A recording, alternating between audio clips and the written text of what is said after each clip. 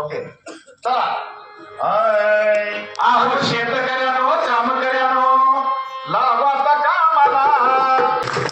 आणि म्हणून मुख्यमंत्री समृद्ध पंचायत राज अभियान बघा गावातल्या सगळ्या लोकांच्या सहभागावर हा कार्यक्रम आहे. बरोबर आहे. आणि मग या कार्यक्रमाचं मुख्य ध्येय काय आहे? Leave no one behind.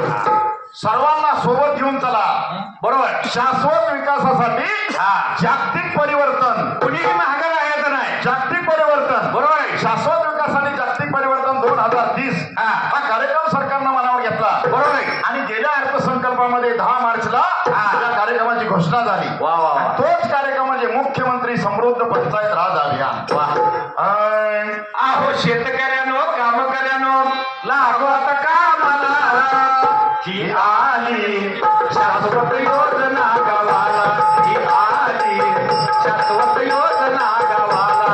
ही आली शाश्वत योजना भालेवाडीला.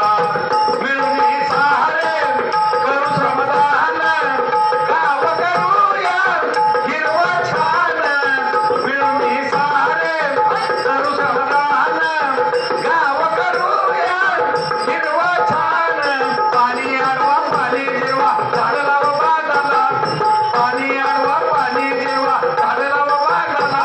ही आली शाश्वत योजना गावाला. आली शाश्वत योजना गावाला. ही आली शाश्वत योजना भालवाडीला. बरं आता ही शाश्वत योजना आली. शाश्वत योजना आली म्हणजे काय कोणाला 4-2 हजार रुपये द्यायचं नाही. कोणाला कोर्टात जामीन राहायचं नाही. त्याची पावती फाडायची नाही. म्हणजे नाही. कसं आहे आजपर्यंत सरकारनं आम्हाला 16.5 रुपये लिटर अक्कल दिलं. रेशन दुकानामध्ये 5 रुपये किलो खाऊ 6 रुपये किलो तांदूळ दिला. दारिद्र्याच्या कारणाचं तर घरकुल दिलं. सरकारी दवाखान्यात जर 5 रुपयाचा केस पेपर फाडला.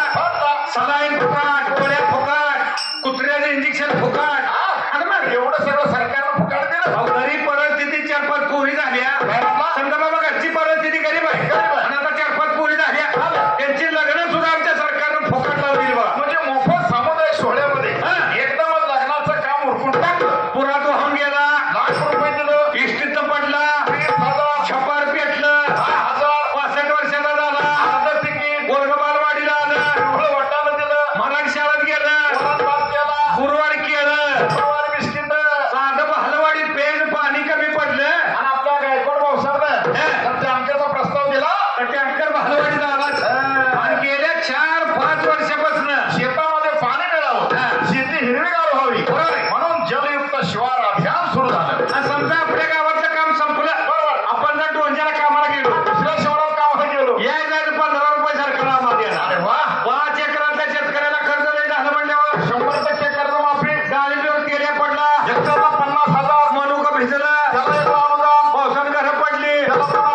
एका पुरीवर ऑपरेशन 10,000. गोबर गॅस बसवला 20,000. दुष्काळ पडला. काढली. गारपीट झालं. अनुदान जमा केलं. आमचा एखादा शेतकरी शेतात काम करायला लागला. अंगावर वीज पडली. सर्प जाऊन झाला.